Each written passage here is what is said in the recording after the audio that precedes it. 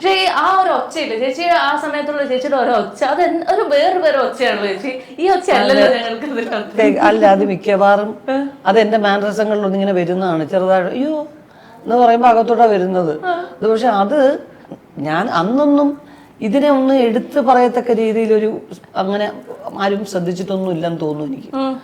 ഇപ്പോഴാണ് നിങ്ങളൊക്കെയാണ് ഇത് ശ്രദ്ധിച്ച് മൈന്യൂട്ടായിട്ട്, കാരണം അതൊക്കെ ശ്രദ്ധിക്കാൻ നിങ്ങൾക്ക് പറ്റുന്നുണ്ട്, പ്ലാറ്റ്ഫോം ഉണ്ട്, വീണ്ടും വീണ്ടും ഇട്ട് കാണാൻ സാധിക്കുന്നു.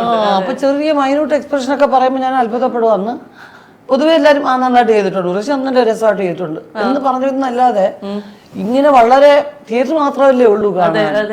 അല്ല ഞാൻ ഒച്ച ഈ പാട്ട് ഇങ്ങനെ കേട്ടാൽ എന്തോ കുഴപ്പം, ഇത് എവിടെ നിന്നാണ് ഈ ഒച്ച? അതങ്ങനെ ആയിരുന്നു വീണ. എന്റെ വോയിസ് വളരെ നേർത്തതും സ്കൂൾ കുട്ടികളുടെ പോലെ. അപ്പൊ എന്താ പറയുക, കട്ടിയുള്ള ഗൗരവമുള്ള ഡയലോഗ്സ് പറയുമ്പോൾ ആ ഗൗരവം ഫീൽ ചെയ്യത്തില്ലായിരുന്നു. അതുകൊണ്ടാണ് ഞാൻ ഡബ് ചെയ്യാൻ ലേറ്റ് ആയത്.